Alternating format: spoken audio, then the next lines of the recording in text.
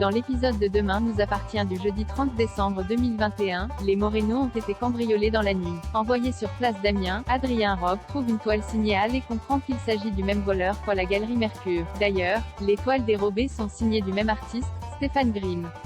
Karim, Samy Garbi, émet l'hypothèse que le cambrioleur ait suivi Christelle, Ariane Séguillon, jusqu'à chez elle après l'achat du tableau.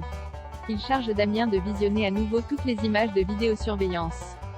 Sur ces images, Damien remarque la présence d'un jeune homme dans la Galerie Mercure mais celui-ci tourne le dos à la caméra. Karim demande au propriétaire des lieux de se rendre au commissariat pour établir un portrait robot. Roxane, Raphaël Volkoff, est stressé. La cérémonie de mariage doit avoir lieu le lendemain et les fleurs ne sont toujours pas arrivées. En voyant une femme se présenter sur les lieux du mariage, Roxane la prend pour la fleuriste et lui reproche son retard avec virulence. Au même moment, Sarah, Camille Genot, aperçoit la nouvelle arrivante et se jette dans ses bras. Il s'agit de sa mère, Béatrice. Roxane comprend qu'elle s'est méprise et présente ses excuses à Béatrice, qui ne lui en tient pas rigueur. Un peu plus tard, Béatrice fait preuve de maladresse en commentant la décoration. Roxane, qui s'est chargée de celle-ci, le prend mal et préfère s'éclipser. Un peu plus tard, au Spoon, Béatrice se rend compte qu'elle a perdu la broche de famille qu'elle souhaitait offrir à Sarah. Elle pense l'avoir fait tomber dans le taxi au moment de régler. Pour l'aider, Roxane retrouve le taxi en question et permet à Béatrice de retrouver le bijou. Sophie Novak rejoint le cabinet de Raphaël. Aurore croit apercevoir sa sœur Sophie Novak. Carole Bianic a suivi Xavier, Charles Lelore, jusqu'à l'hôpital. Elle souhaiterait lui parler de son père, Daniel Meffre, qu'elle aimait beaucoup, mais Xavier refuse catégoriquement. Un peu plus tard, le procureur manque de se faire renverser par une voiture.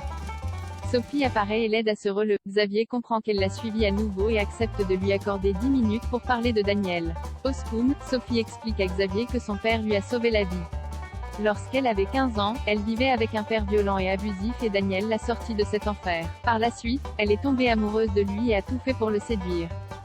Xavier lui fait remarquer qu'elle était mineure et que Daniel n'aurait jamais dû se laisser conquérir, mais Sophie ne regrette rien. Pour elle, Daniel était un homme bien. Loin de se laisser attendrir, Xavier lui assène qu'elle se trompe et coupe court à la conversation. Par la suite, Sophie Novak rend visite à Raphaël, Jennifer Loret, qui lui propose de louer un bureau dans son cabinet. En apprenant que l'avocate va s'installer au cabinet de son ex-femme, Xavier monte dans les tours. Raphaël le remet à sa place. Aurore, Julie Debazac, reproche à William, Kamel Belghazi, d'avoir appelé son père. Elle en veut toujours à ce dernier de l'avoir éloigné de sa sœur et de sa mère.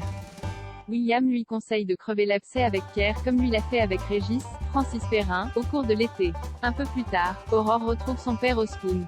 Ce dernier a préparé un discours pour les obsèques de Marie, mais Aurore préfère qu'il s'abstienne de jouer les maris éplorés.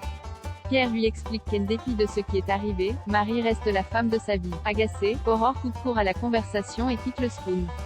Au cimetière, Sophia, Emma Smet, fait la rencontre de son grand-père. Elle lui pose des questions sur Zoé et sur les raisons de son départ, mais Pierre évite soigneusement la conversation. Lors des obsèques de Marie, Aurore aperçoit une jeune femme au visage dissimulé par un voile et des lunettes de soleil.